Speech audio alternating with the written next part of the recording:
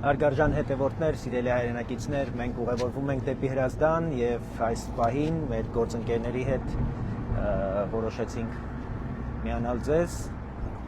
քննարկել Հայաստանի ներքին եւ արտաքին քաղաքական վերջին զարգացումները։ Մենք քարոզարշավի բերումով շատ ժամանակ չենք ունենում վերջին իրադարձություններին, հայտարարություններին, շատ կարեւոր եւ Հայաստանի ներսում արված հայտարարություններին եւ Հայաստանին վերաբերող դրսից հնչած հայտարարություններին անդրադառնալ։ Հիմա այս ժամանակահատվածը չենք ուզում կորցնել եւ ուզում ենք դրա մասին խոսել։ Ռուբեն, ողջույն։ Ողջույն։ Նախ ուզում ենք մի կարևոր լավ լուրով ձեզ հետ կիսվել, առաջիկայում դրա մասին մանրամասն կպատմենք։ Մեր գաղափարակից ընկերը Ազատ Արշակյանը հաղթել է Սամվել Կարապետյանի, այդ ուժեղ Սամվել Կարապետյանի ուրեմն նկատմամբ դատական ուրեմն վեճը եւ շնորհավորում եմ պարոն Արշակյան, ուրեմն դատարանը հայցը չի ընդունել եւ Ազատ Արշակյանը հաղթել է պսևդո ուժեղ Սամվել Կարապետյանին, այսպես էլ հաղթելով առաջ ենք գնալու։ Բոլորիդ շնորհավորում եմ, վստահ եմ, որ բոլորդ նաեւ հետևում եք այս զարգացումներին, ինչի համար շատ ուրախ ենք։ Գիտեք, Ազատ Արշակյանին պաշտպանում էր Հելսինկյան քաղաքացիական ասամբլեայի Վանաձորի գրասենյակը։ Արթուր ջան, ապրեք։ Վերջին զարգացումները Հայաստանում նախընտրական այս քարոզարշավի շրջանակներում կարևոր հայտարարություններ են արվել։ Դե Ծառուկյանը Լուկաշենկոյի գովքն ասել է, որ Լուկաշենկոն հայ ժողովրդին շատ սիրում, շատ հարգում է եւ պատրաստ է ժողովրդի կողքին։ Ասել կա։ Այո, հայ ժողովուրդն էլ այդքան չի հասկանում։ Հայաստանի այս ղեկավարությունն էլ անցած տարիների ընթացքում այդքան մեծահոգի չի գտնվել գնահատելու նրա պիտանական ջանքերը եւ օգտվել նրա կողմից մեծահոգաբար, այսպես արի ավելի լրջացնենք։ Ավելի լրջացնենք, Լուկաշենկո պետության ղեկավար գոյություն չունի։ Լուկաշենկոն Բելարուսում կատարում է նույն ֆունկցիան, ինչ նացիստական օկուպացիայի ժամանակ Մինսկի գաուլայտերը, այն է տարածքը SS-ի տարածքային կառավարիչը։ Դա օկուպացված տարածք է եւ այդ տարածքն օգտագործվում է այլ պետությունների վրա հարձակումների պլացդարմ որպես նա ունի 0 ինքնուրույնություն։ Նա նույնիսկ իր քաղաքական հայտարարություններում ես ասել եմ մի անգամ կրկնում եմ, նա բեղերով Մարիա Զախարովա է։ Բայց մենք անդրադառնանք մեր քաղաքական միջավայրում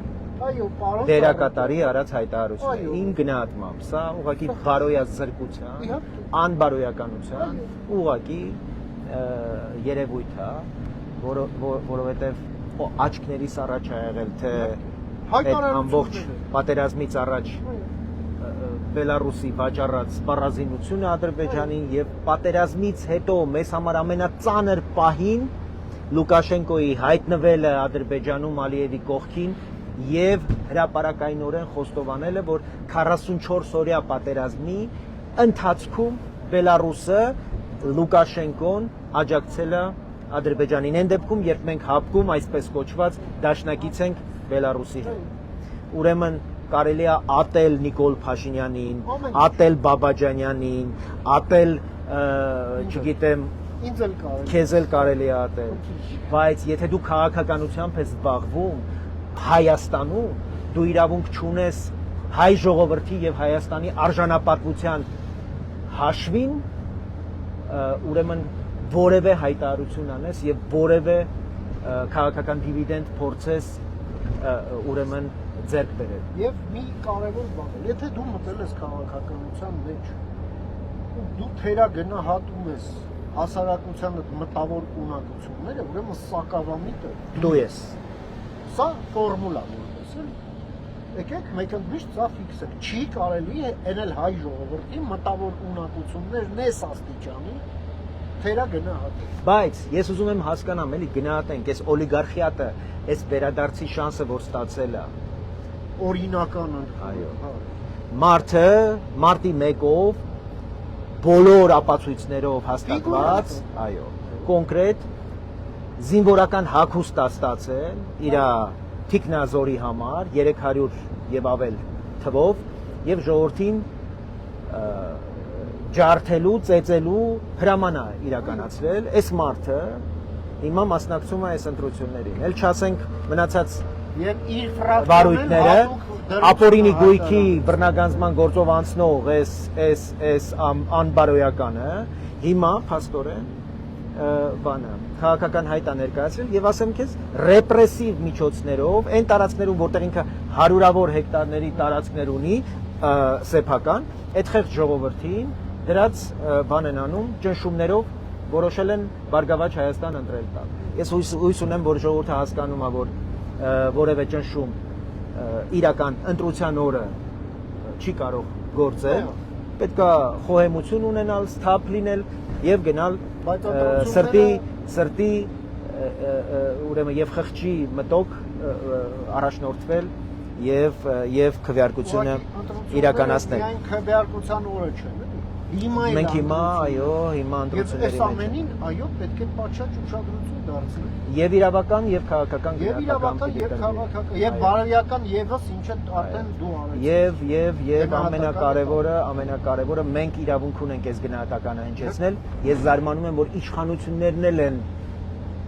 այսպիսի գնահատականներ հնչեցնում, այն դեպքում երբ որ մենք իշխանություններից գործողություն ենք պահանջում։ Ես իրավունք ունեմ որովհետև կնիկ չունեք, դուք ունեք։ Էսա։ Այն դասականն ասած չակուշ մուրճը որ ստացել էիք 2021 թվականին եւ բանցիկը կախված։ Կոմպյուտերի դեմ։ Էլ ինչ պիտի լիներ, էլ ինչ իշխանություն եք ուզում, որպեսզի այս բորենիներին մեր քաղաքական միջավայրից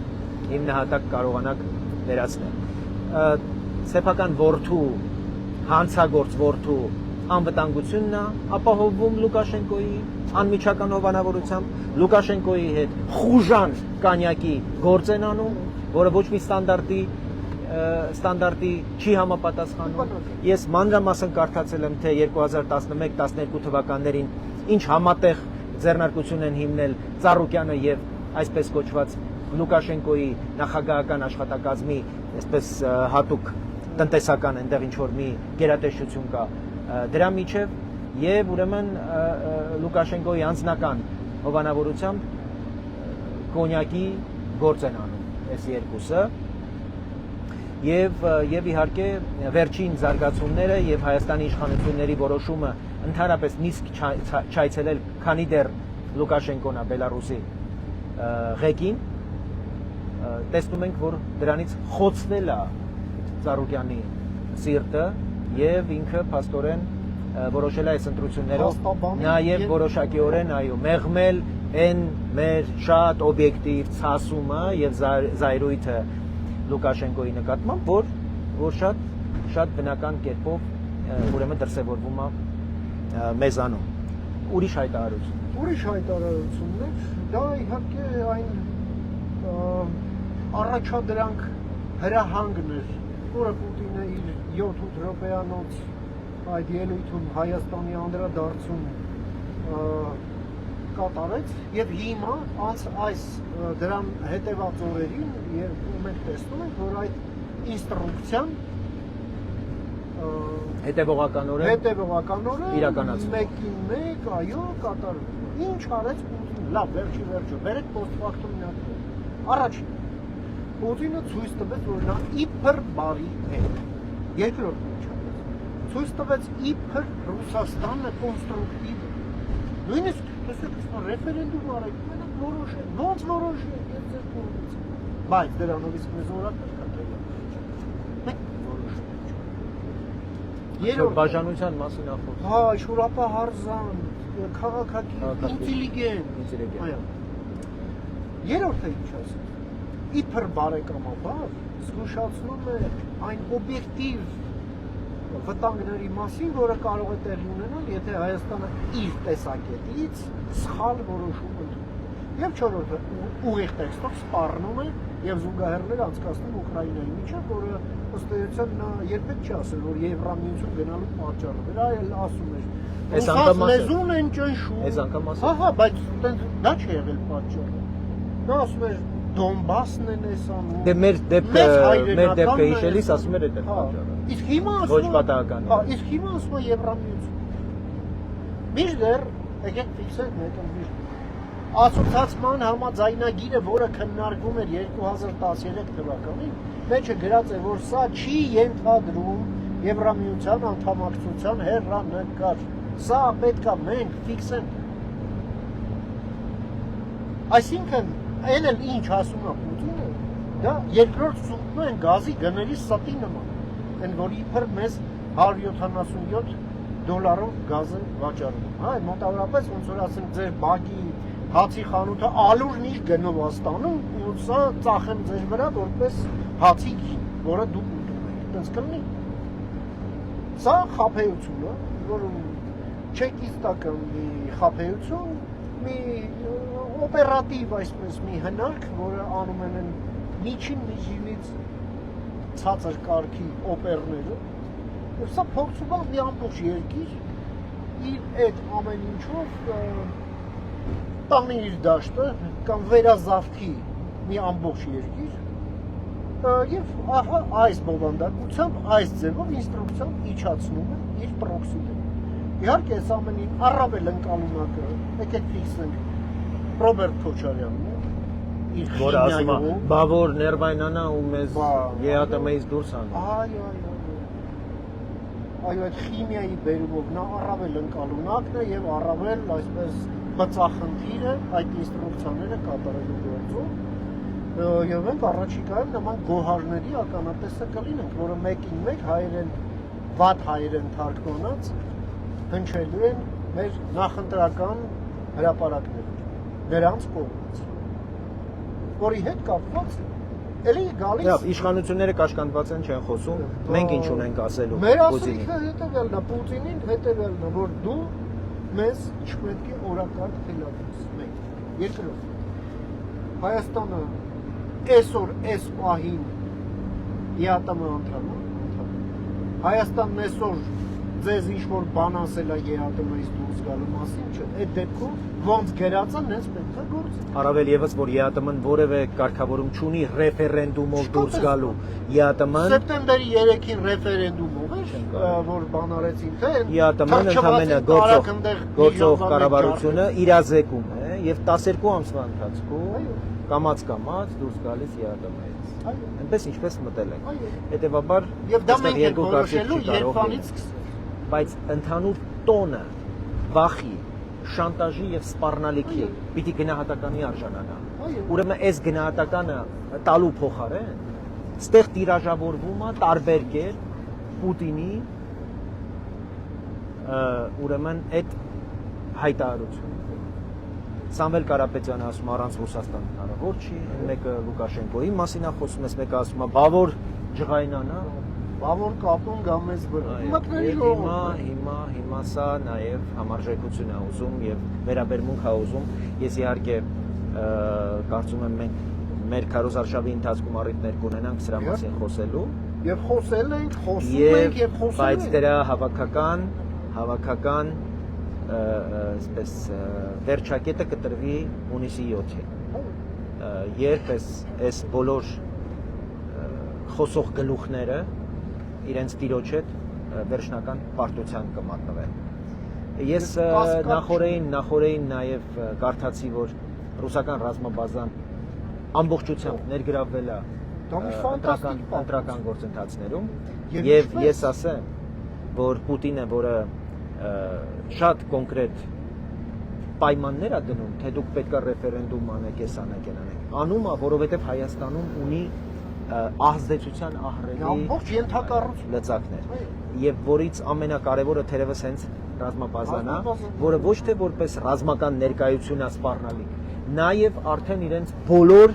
ուրեմն այսպես Հետախուզական կառույցներն են աշխատում այդ բազային կից, բազայի ներսում եւ բազայից դուրս, որը հոգևոր այսպես ծառայության նաեւ շղարշով է գալիս, հայր Տիմոֆեյ ածեց Տիմոֆեյ դարձած Հայաստանում ծնված մեծացած մի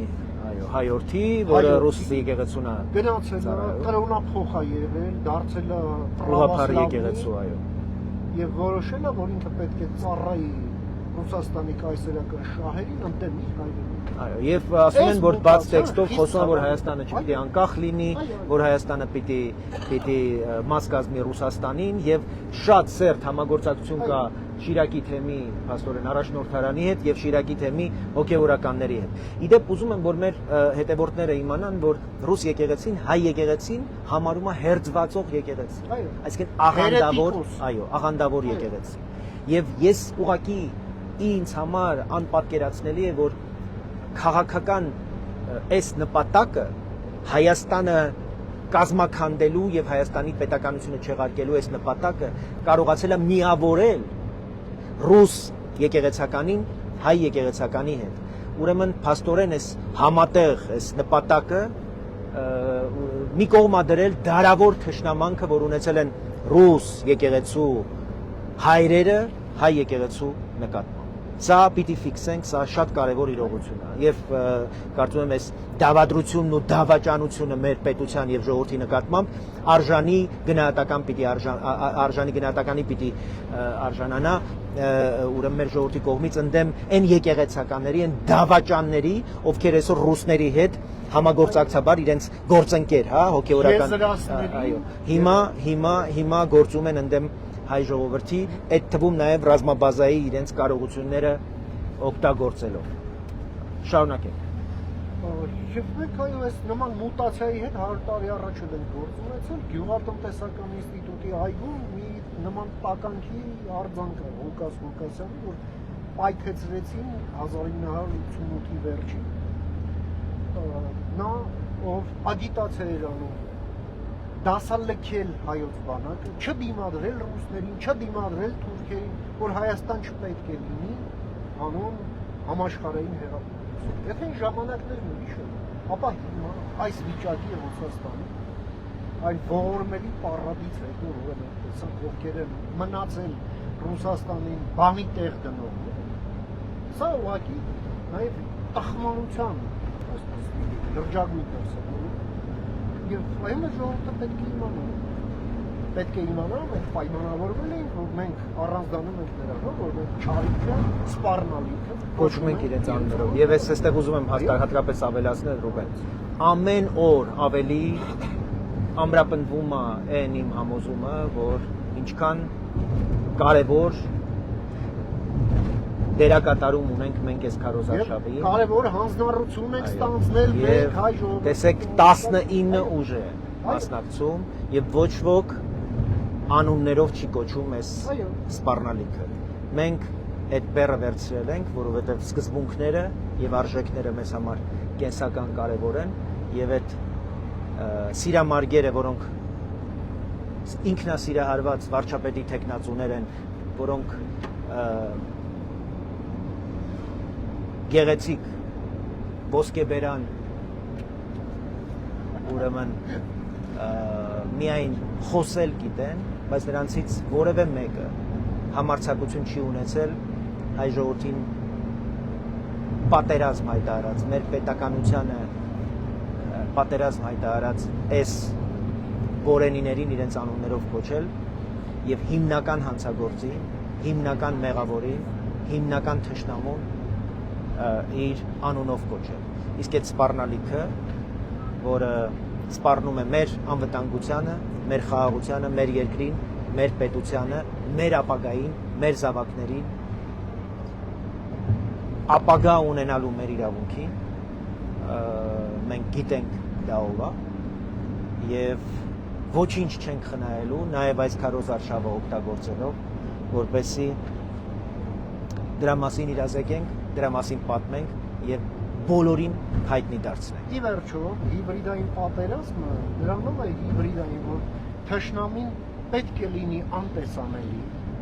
անճանաչելի, անընկալելի եւ նաեւ թշնամին ասում է, որ չկա հիբրիդային պատերազմ, չկա պատերազմ, չկա թշնամ, ես ձեր բարեկամ։ Այո, մեր իրերը կոչելը իրենց անուններով, նաեւ հետապնդում է այդ նպատակը, որ մատնացույց ենք անում, ով ինչ է անում եւ ինչի համար։ Եվ մենք տեսնում ենք, որ շատ հստակ տրամաբանություն է այստեղ գործում Հայաստանի Հանրապետության դեմ եւ մարդկանց իրազեկումը այս քարոզարշավի շրջանակներում ունի ռազմավարական կարևորություն մեր հասարակության դիմակայունությունը բարձրացնելու համար։ Ուրեմն արդեն հասնում ենք Հրազդան, հրազդանցիների հետ կհանդիպենք, կլինենք այսօր նաև Չարենց հավանում, հետո եղանակը, եթե թույլ տվեց անպայման Երևանում, այսօր կլինենք Նորքի 7-րդ, 8-րդ եւ 9-րդ զանգվածներում, ուրեմն կհանդիպենք մեր հայրենակիցների հետ, բնակիչների հետ Նորքի զանգվածի եւ կշփվենք եւ մեր գաղափարները, մեր ծրագրերը կներկայացնենք մեր հայրենակիցներին, մեր երևանցիներին։ Այսքանը այս պահի համար կհանդիպենք եւ կշարունակենք։